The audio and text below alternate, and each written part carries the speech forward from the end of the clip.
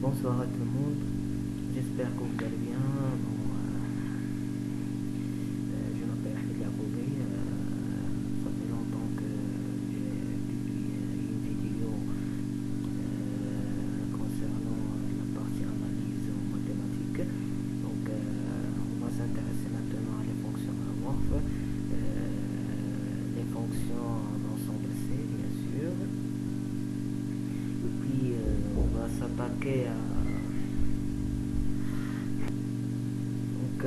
s'attaquer à des exemples pour comprendre les fonctions anamorphes, bien sûr. Puis, on va donner une petite définition à propos des fonctions anamorphes. Donc, c'est quoi une fonction anamorphe? C'est pas fonction anamorphe, mais d'abord on va définir c'est quoi une fonction complexe. Donc, on appelle une fonction complexe de variable complexe, bien sûr, toute application définie sur un disque D qui est inclus dans ce disque. Ce peut être un ouvert ou bien un fermé ou bien une sphère. Donc, dès l'ensemble départ vers l'ensemble d'arrivée. Donc, à chaque élément Z, on a une image f de z correspond à z. Donc, il s'agit des remarques ici. Donc, on identifie ces R carré, donc soit un certain Z complexe, Z appartenant à C, c'est-à-dire ici écrit comme partie réelle plus I fois la partie imaginaire, bien sûr, donc X plus Y. Donc, la fonction lui-même va s'écrire comme une fonction à deux variables, bien sûr, X, Y, contient les éléments X, Y, une fonction, puis plus I fois Q de X, Y. Donc, le but de ce cours, c'est comment trouver les P et les Q, bien sûr. Donc, on s'intéresse à les conditions de Cauchy, c'est-à-dire la dérivée de P. Donc, il y a des méthodes pour déterminer le P et Q, bien sûr. On va le voir, Inch'Allah. Donc, troisième définition. Donc, soit Z. Donc, ici on va définir les disques, bien sûr. Donc, disques soit ouverts, soit fermés, comme des boules fermées, boules ouvertes. Les notions de topologie, bien sûr. Donc, on appelle un disque ouvert s'il existe de centre, bien sûr, de centre Z0 et de rayon R. Dès que à chaque Z ou bien Z appartenant à l'ensemble C, tel que le module, bien sûr, on ne parle pas de la valeur absolue, mais le module de Z moins Z0 inférieur à un certain rayon. Donc, le centre, c'est Z0, c'est de centre Z0 et de rayon R, bien sûr. Donc, les mêmes notions de la topologie. Disque fermé, bien sûr, il est inférieur ou égal. Et puis, le cercle, c'est Z moins Z0 égale à R, bien sûr. Donc, ici, on va définir les fonctions complexes, quelques fonctions complexes. Donc, parmi ces fonctions, on a les polynômes, bien sûr, les polynômes ici, j'ai commis une erreur, c'est pas Z1, mais le Z reste Z, bien sûr. Donc, P de Z égale à A0 plus A1 fois Z2 plus A2 fois Z plus jusqu'à N, Z à la puissance N, bien sûr. Les AK sont ici, bien sûr, ils sont pas partie de Z, mais ils sont aussi complexes. Donc, je m'excuse. Ici, P, bien sûr, il appartient à l'ensemble des polynômes complexes CNZ, pardon, plutôt. Donc, Maintenant, on va s'intéresser à la fonction rationnelle complexe. Donc, il s'agit d'un nominateur, polynôme nominateur, c'est pz sur qz, mais à condition que qz doivent être différents à 0. Bien sûr, c'est le domaine de définition de la fonction f de z. Et puis la fonction exponentielle, puis la fonction cosinus sinus. Donc, il s'agit beaucoup de fonctions complexes. Donc la fonction exponentielle, par exemple, si un certain z appartient à c, c'est-à-dire x plus z égale à x plus y, tel que la partie réelle c'est x et la partie imaginaire c'est y. Donc exponentielle x égale exponentielle z plutôt égale à exponentielle x plus y. Donc égale exponentielle x fois exponentielle y. Là où c'est-à-dire si vous voulez bien écrire sous la forme cosinus plus i fois sinus, donc exponentielle x fois cosinus y plus i sinus y. Donc là où on cherche bien sûr le module, l'argument bien sûr. Donc le module d'exponentielle z, c'est-à-dire le module de exponentielle x fois cosinus y plus i sinus y, ça va nous donner exponentielle x fois la racine de cosinus au carré plus sinus au carré, c'est-à-dire exponentielle x. Donc, et puis l'argument exponentielle z, c'est-à-dire l'argument de cet élément fois celui-là, et puis l'argument de nombre produit de produit, c'est-à-dire la somme des arguments, c'est-à-dire l'argument d'exponentielle x. Et vous connaissez bien comment calculer l'argument, c'est-à-dire l'argument de a plus ib, c'est bien sûr c'est l'arc tangente de b sur a. Donc il ne s'agit pas ici d'un élément complexe, il est réel. Donc l'argument de tous les nombres réels vaut 0 bien sûr. Donc plus l'argument exponentiel i, l'exponentielle iy, c'est-à-dire va congru y modulo de p bien sûr. Donc c'est y bien sûr, y va sauter ici. Et je m'excuse pour cette mauvaise langue. Donc remarque quelques opérations sur la fonction exponentielle. Donc les mêmes opérations sur l'ensemble R reste valable ici, bien sûr, il reste valable ici. Donc exponentielle z plus z prime égale à exponentielle z fois exponentielle z prime. Démonstration bien sûr par le choix de z égale à x plus y et z prime égale à x prime plus y prime bien sûr, et on fait le produit et puis on tombe sur exponentielle z plus z prime égale à exponentielle z fois exponentielle z prime. Donc attention, donc ici c'est une remarque très importante. Quel que soit, on suppose par exemple, quel que soit un t appartenant à R, donc le module bien sûr exponentielle it tel que t réel égale à 1. Donc c'est juste. Mais quel que soit t appartenant à C, le module de exponentielle it différent à 1. Pourquoi? Alors si on a t appartenant à C, c'est-à-dire que t va s'écrire comme la forme fameuse, c'est-à-dire a plus ip bien sûr. Donc si on veut calculer le module d'exponentielle it, c'est-à-dire le module d'exponentielle i fois, on va remplacer t par a plus ip et ça va nous donner exponentielle i a fois exponentielle i fois i, ça va nous donner moins 1, donc moins fois p, c'est-à-dire exponentielle moins p. Donc exponentielle moins p c'est réel, donc va sortir ici, donc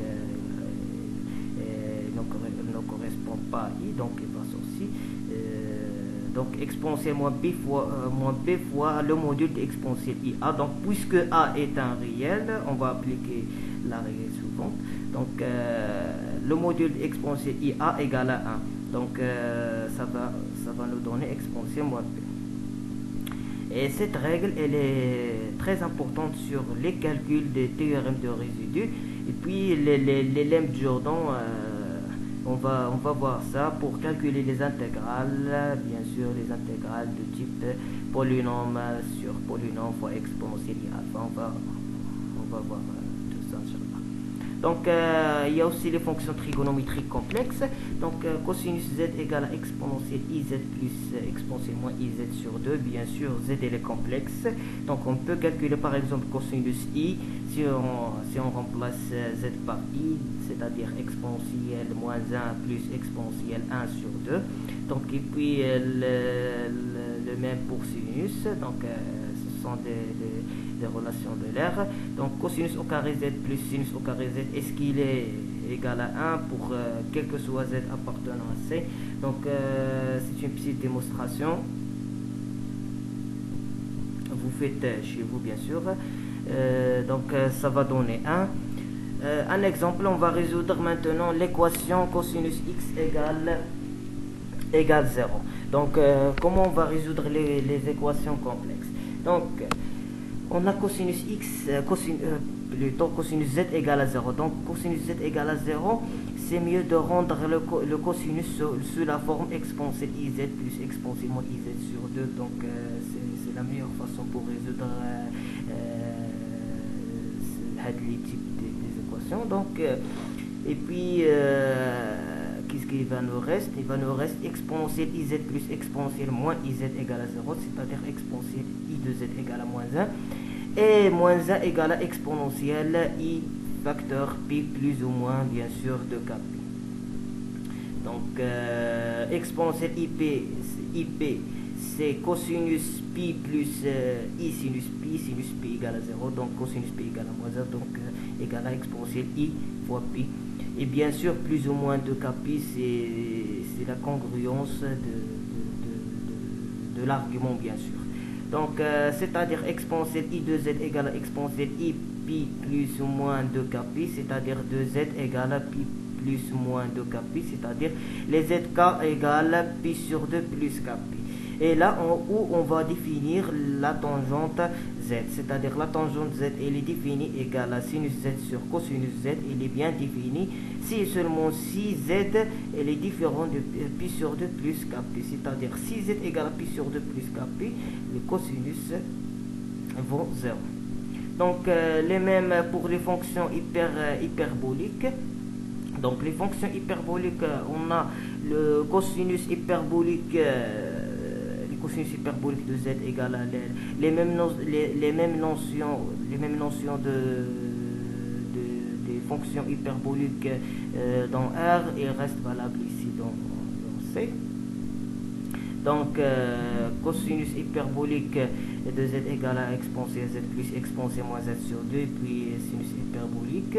Donc par exemple si on veut résoudre l'équation cosinus hyperbolique z égale à 0, donc égale à 0, c'est-à-dire exponentielle z plus exponentielle moins z et sur 2 égale à 0, c'est-à-dire ici donc exponentielle de z égale à moins 1, c'est-à-dire exponentielle i fois pi plus ou moins 2 kpi, c'est-à-dire 2z ici égale à ce côté égale à ce côté, car si exponentielle a égale à exponentielle b, alors que a égale à b, c'est-à-dire que zk elle est imaginaire, bien sûr il est pur imaginaire, c'est-à-dire que zk appartient à i fois r, c'est-à-dire z, il n'y a pas la partie réelle, donc zk égale à i fois pi sur 2 plus ou moins kpi. Donc alors quel que soit z différent zk, on peut définir le tangente hyperbolique qui égale sinus hyperbolique sur cosinus hyperbolique, bien sûr. Alors, comment maintenant on va s'intéresser à une autre partie, c'est comment on va calculer le logarithme d'un nombre complexe, bien sûr. Alors, bien sûr, la fonction logarithme dans R, si on veut calculer le logarithme, c'est mieux d'avoir la fonction réciproque, bien sûr. C'est mieux de définir la fonction réciproque et n'est rien que la fonction exponentielle, bien sûr. Donc, il est bien défini, il est bien bijectif dans R, mais dans C, n'est pas bijectif. Donc c'est ça ce que j'ai noté. Donc si on veut calculer le logarithme nepérien de z, alors on va supposer par exemple un z égale à exponentielle t et on cherche ln de z. Donc z égale à exponentielle de t. Donc z égale à bien sûr a plus ip. Et puis t égale à x plus y. Bien sûr t et z sont des nombres complexes. Donc exponentielle de t. Donc on remplace t par x plus y. Donc exponentielle x égale à exponentielle t égale à z équivalent à exponentielle x fois exponentielle y égale, alors ici quel que soit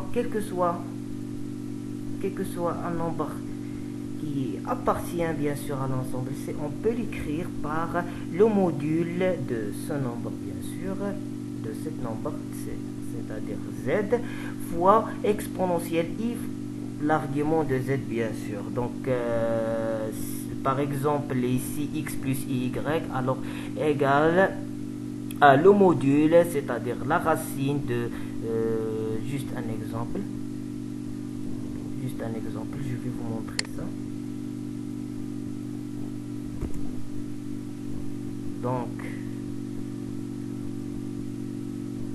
Donc par exemple, z égale à a plus ip. Donc le module de z, bien sûr, donc le module de z, z, on peut l'écrire sous la forme exponentielle, c'est-à-dire le module de z fois exponentielle i, l'argument de z, c'est-à-dire l'arc tangente.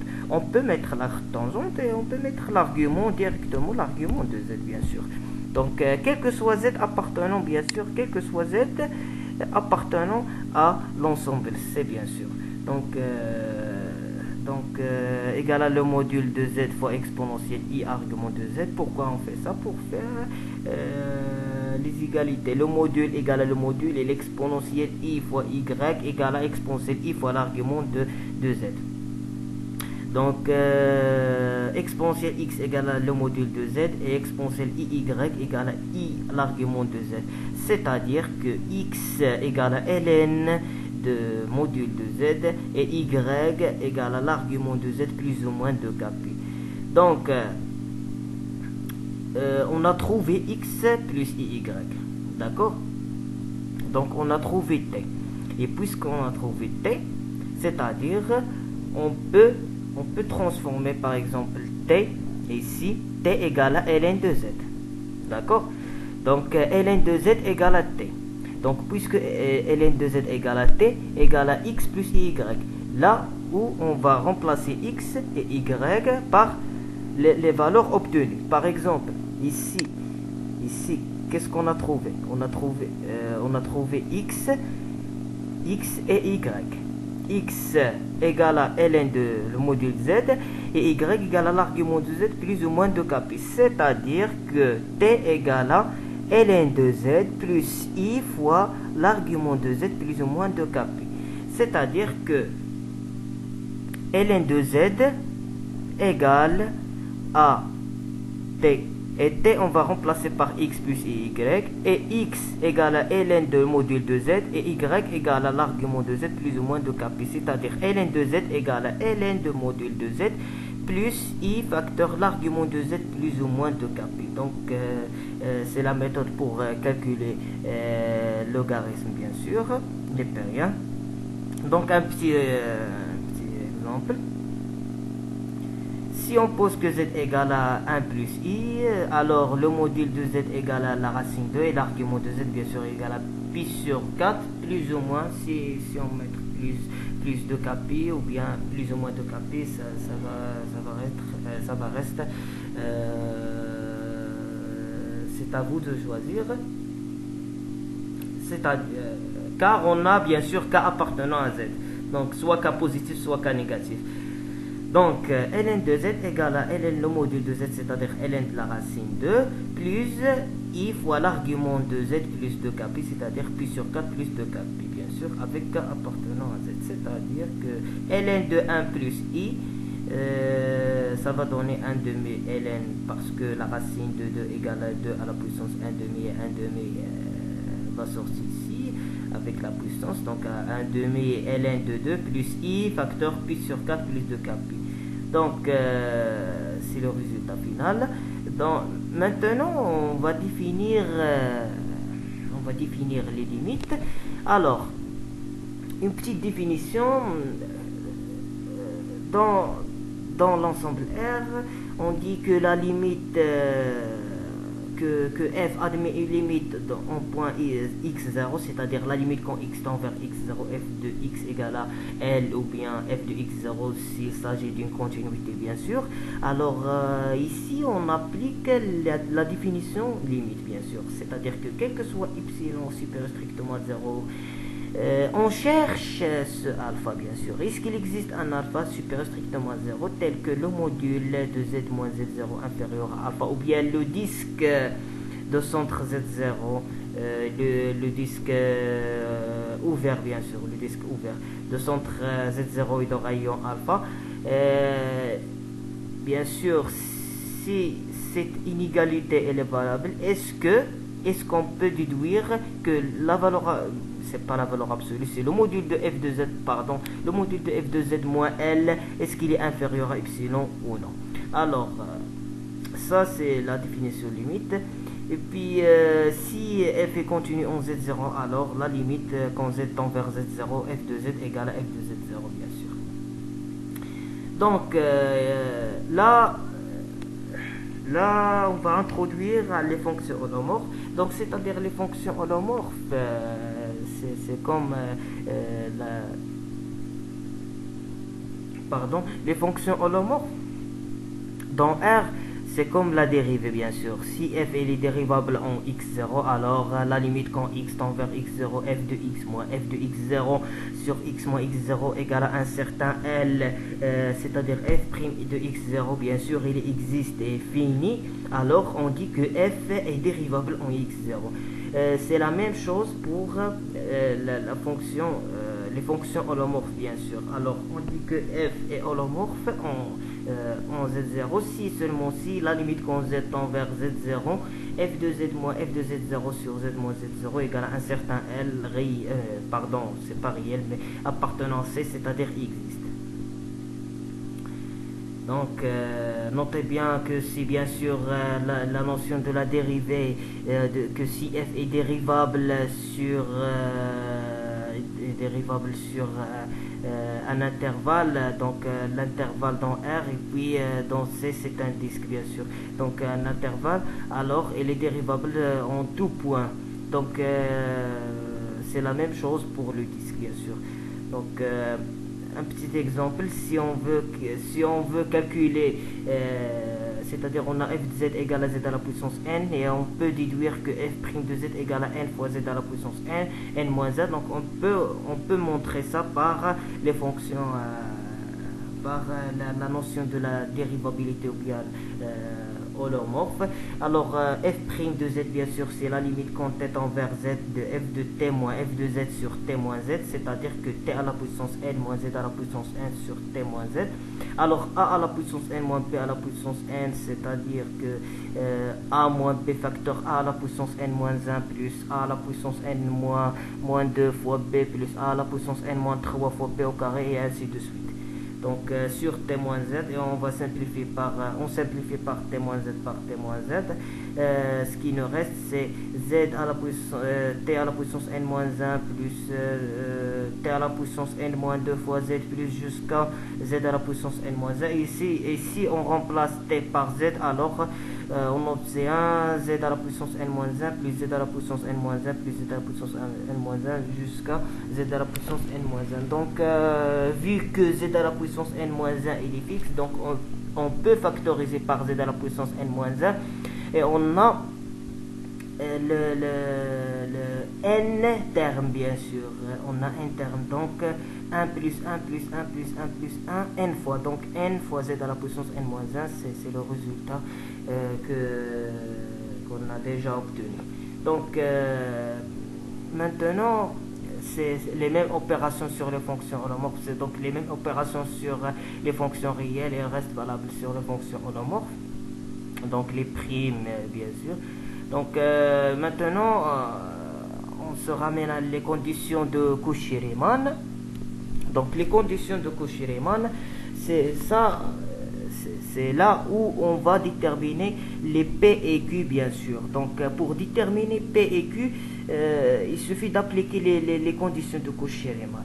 Alors il y a une autre manière pour démontrer que f est holomorphe en Z0.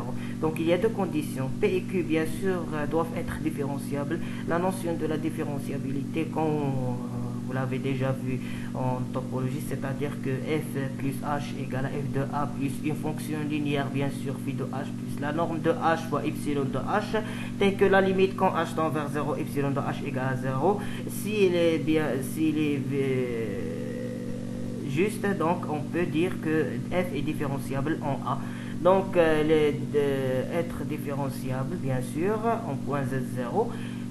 Puis vérifier les conditions de Cauchy-Riemann. Les conditions de Cauchy-Riemann, c'est-à-dire la dérivée de p par rapport à x égale à la dérivée de q par rapport à y, et la dérivée de p par rapport à y égale à moins la dérivée de q par rapport à y. Donc on va voir un exemple Inch'Allah dedans. Donc on suppose par exemple f de z égale à z au carré. Est-ce que f est holomorphe sur C? Alors on suppose que z, toujours penser à l'idée supposée de z égale à x plus y. Donc f de z égale à x plus y, c'est-à-dire au carré bien sûr, c'est-à-dire x au carré moins y au carré plus i fois 2xy. Alors p de x y égale à x carré moins y carré, et q de xy égale à 2xy. Donc donc bien sûr ce sont deux polynômes, donc bien sûr les différentiels et les deux classes C2, donc puis différenciable sur R carré. Alors il nous reste à vérifier les conditions de Cauchy-Riemann, c'est-à-dire qu'on va calculer les dérivées partielle, la dérivée de p par rapport à x, et puis la dérivée de p par rapport à y, la dérivée de q par rapport à x, la dérivée de q par rapport à y. Alors vu que la dérivée de p par rapport à x égale à la dérivée de q par rapport à y, et la dérivée de p par rapport à y égale à moins la dérivée de q par rapport à y, donc les conditions de Cauchy-Riemann vérifiées, la différenciabilité vérifiée, donc f est holomorphe sur C. Donc notez bien que les fonctions cosinus, sinus, tangente, ch, hyperbolique et ainsi de suite, donc ce sont des fonctions holomorphes sur leur domaine de définition. Donc on va s'attaquer maintenant à la dernière partie, c'est le Laplacien à la fonction harmonique. Alors le Laplacien delta f de xy, c'est la dérivée au carré de f par rapport à x au carré, plus la dérivée au carré de f par rapport à y au carré. Et on dit que f est harmonique, c'est-à-dire le nouveau terme, si seulement si le Laplacien vaut 0, c'est-à-dire la dérivée au carré de f par rapport à x carré plus la dérivée au carré de f par rapport à y carré égale à 0. Donc par exemple, si on traite l'exemple dernier, donc p de xy égale à x carré moins y carré plus 2xy, alors p est harmonique. C'est pas l'exemple, mais juste on suppose que p égale à x carré moins y carré plus 2xy. Alors on va calculer la dérivée de p par rapport à x, et puis calculer la dérivée de p par rapport à y, et puis calculer la dérivée seconde. On va obtenir que la dérivée au carré de p par rapport à x carré égale à 2, et la dérivée au carré de p par rapport à y carré égale à moins 2, donc la somme égale à vaut 0, donc p est harmonique. Donc c'est juste la première partie des fonctions holomorphes. Donc il nous reste le calcul intégral complexe bien sûr, et puis les théorèmes de résidus. C'est un peu facile, mais il y a des astuces pour calculer quelques intégrales par les théorèmes de résidus bien sûr. Donc soyez les bienvenus, et merci pour votre regard.